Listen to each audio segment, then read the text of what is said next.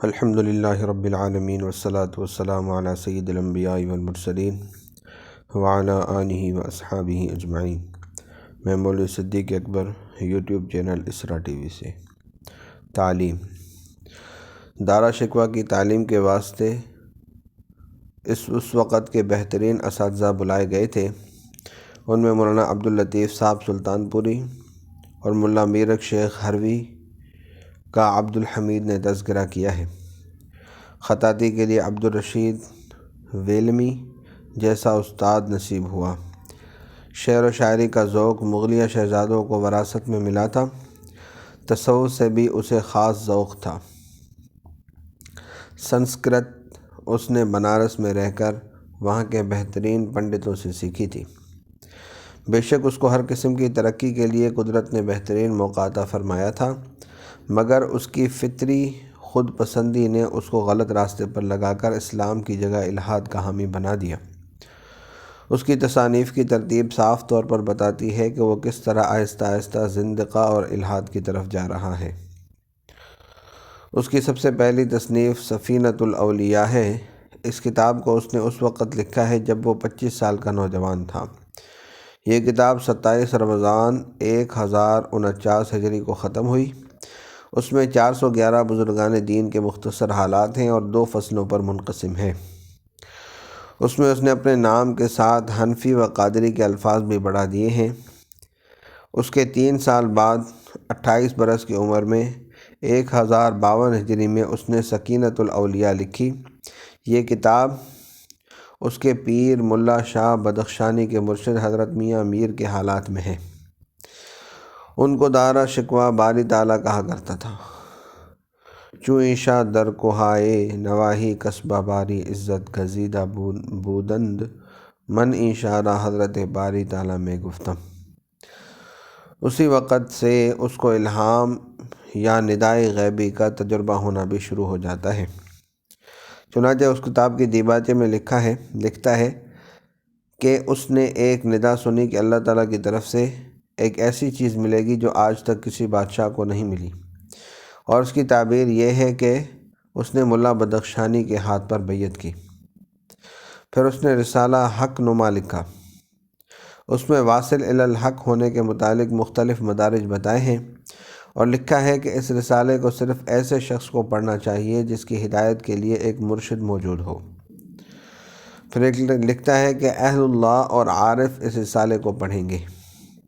وہ اس بات پر متحیر ہوں گے کہ اللہ تعالیٰ نے کشف رموز و حقائق کے کیسے کیسے ابواب مجھ پر کھول دیے ہیں، اور ایک شہزادہ ہونے کے باوجود اور کسی ریاضت و عبادت کے بغیر عرفان کا دروازہ کس طرح مجھ پر باز ہے۔ یہ رسالہ جو 4 فصلوں پر منقسم ہے 1056 ہجری میں ختم ہوا۔ اس رسالے میں ایک جگہ لکھتا ہے: شب بخواب دیدم ہاتف آواز داد، 4 بار تکرار کرد کہ آنچ ہیچ یکے از سلاطین روئے دست نہ دادا۔ اللہ تعالیٰ بتوار زانی داشتہ۔ اسی زمانے میں اس نے علانیہ ایسے جملے اور الفاظ عام گفتگو میں استعمال کرنے شروع کیے جو شریعت کی نظر میں قابل الزام تھے۔ اس پر جب بعض لوگوں نے چیمیگوئیاں شروع کی تو دارا نے حسنات العارفین شطحیات کے نام سے ایک رسالہ لکھا، جس میں رسول اللہ صلی اللہ علیہ وسلم، اصحاب کبار کے بعض موضع اقوال اور مختلف بزرگوں کے حالات جذب وغیرہ کے اس قسم کے جملے جمع کیے ہیں جن سے ظاہراً منصوری دعوے کی تائید ہوتی ہے۔ یہ کتاب 1062 ہجری میں ختم ہوئی۔ اس کتاب کا مطالعہ یہ بتانے کے لیے کافی ہے کہ دارا شکوہ کم از کم لوگوں پر ثابت کرنا چاہتا تھا کہ وہ اس درجے و رتبے پر پہنچ گیا جہاں پہنچ کر عوام کے عقائد باطلہ کے بموجب کفر و اسلام کا سوال باقی نہیں رہتا۔ لیکن واقعہ یہ ہے کہ اس نے یہ کتاب لکھ کر اپنا پردہ خود فاش کر دیا۔ یہ درست ہے کہ صوفیاء کرام مخصوص حالات میں غیب کے عجیب و غریب واردات سے متاثر ہو کر بے اختیار ان کو زبان پر لاتے ہیں، مگر الفاظ ان کی مدد نہیں کرتے، کیونکہ الفاظ کے دامن میں ان کی گنجائش ہی نہیں ہوتی۔ وہ لامحالہ انہی عام الفاظ میں ان حقائق کو ادا کرنا چاہتے ہیں جو انسان اور اس کے حالات اور کیفیات کے لیے وضع کیے گئے تھے۔ مثلا باری تعالیٰ سے ملنے اور بات چیت کرنے کو لا محالہ ملاقات، زیارت، بات چیت، کلام اور تکلم وغیرہ کے الفاظ سے ہی ادا کریں گے، حالانکہ یہ سب الفاظ انسانی کیفیت اور اعمال و حالات کے ساتھ مخصوص ہیں۔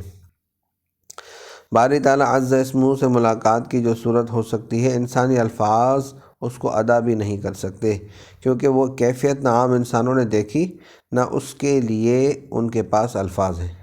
بہرحال صوفیہ اکرام سے بھی شطحیات سرزد ہوئے ہیں، جن کے متعلق حضرت مجدد صاحب کے مکتوبات کے کچھ اقتباسات ہم پہلے نقل کر چکے ہیں، لیکن یہ ظاہر ہے کہ ان الفاظ بے خودی کو الفاظ بے خودی یا شطحیات ہی کہا جاتا ہے۔ ان کو شریعت قرار دینا سراسر زندقہ اور الحاد ہے۔ منصور کے انا الحق کو اگر شریعت کہہ دیا جائے تو پھر اسلام اور کفر میں کیا فرق رہے؟ لیکن دارا شکوہ کا یہ غرور تھا، اور اسی غرور سے یہ معلوم ہوتا ہے کہ اس کی تمام باتیں بناوٹی تھی کہ جب اس پر اعتراض ہونے لگے تو وہ فوراً اپنے کو حق بجانب کرنے اور انہی شطحیات کو عین دین، عین شریعت قرار دینے کے لیے تصنیفیں لکھنے لگا۔ چنانچہ اسی خیال کو تقویت دینے اور ہندوؤں کو اپنی طرف متوجہ کرنے کے لیے اس نے اپنی وہ کتاب لکھی جو مجمع البحرین کے نام سے مشہور ہے۔ یہ دارا کی آخری تصنیف ہے جو اس کے عقائد و خیالات کو عریاں کر کے سامنے لاتی ہے۔ 1065 میں لکھی گئی۔ اس کتاب میں دارا نے یہ دکھایا ہے کہ اسلامی تصوف اور ویدانتک فلسفہ اپنے اصول، اپنی تعلیمات اور اپنی حقانیت کے لحاظ سے ایک ہیں، اور جو شخص حق کو حاصل کرنا چاہے وہ ان میں سے کسی بھی راستے کو اختیار کرے، اس سے منزل مقصود تک پہنچ جائے گا۔ اسے خود خطرہ تھا کہ مسلمان اس کی تصنیف کو پسند نہ کریں گے، اس لیے اس نے دیباچے میں لکھ دیا کہ اس نے یہ کتاب راز دروں خانہ سے واقف اہل بیت کے لیے لکھی ہے، و مراب عوام ہر دو قوم کار نیست۔ اسی وقت سے حنفی و قادری کی نسبت بھی غائب ہو جاتی ہے۔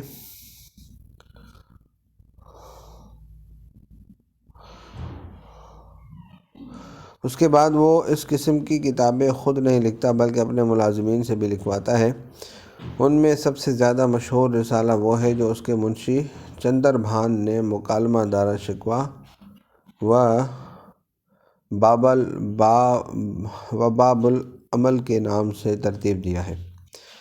اس مکالمے کی روح اس خیال کی تائید ہے کہ حق و صداقت کسی خاص ایک مذہب کی ملکیت نہیں۔ دوسری کتاب جوگ بشسٹ ہے۔ دارا کے حکم سے 1066 میں سنسکرت سے اس کا ترجمہ کیا گیا۔ اس ترجمے کے متعلق دارا کا بیان خاص طور پر قابل لحاظ ہے۔ اس کتاب کے انتخاب کا ترجمہ جو شیخ صوفی کے ساتھ منسوب ہے، دارا نے مطالعہ کیا تو رات کو خواب میں دیکھا کہ دو بزرگ قبول صورت، ایک اونچے پر اور دوسرے کسی قدر ان سے نیچے کھڑے ہوئے معلوم ہوئے۔ جو اونچے پر کھڑے تھے بشسٹ تھے اور دوسرے رام چندر۔ میں بے اختیار بشسٹ کی خدمت میں حاضر ہوا۔ بشسٹ نے نہایت مہربانی کے ساتھ اپنا ہاتھ میرے پیٹھ پر رکھا اور فرمایا کہ اے رام چندر، یہ سچا طالب ہے اور سچی طلب میں تیرا بھائی ہے، اس سے بغل گیر ہو۔ رام چندر کمال محبت کے ساتھ مجھ سے ملے۔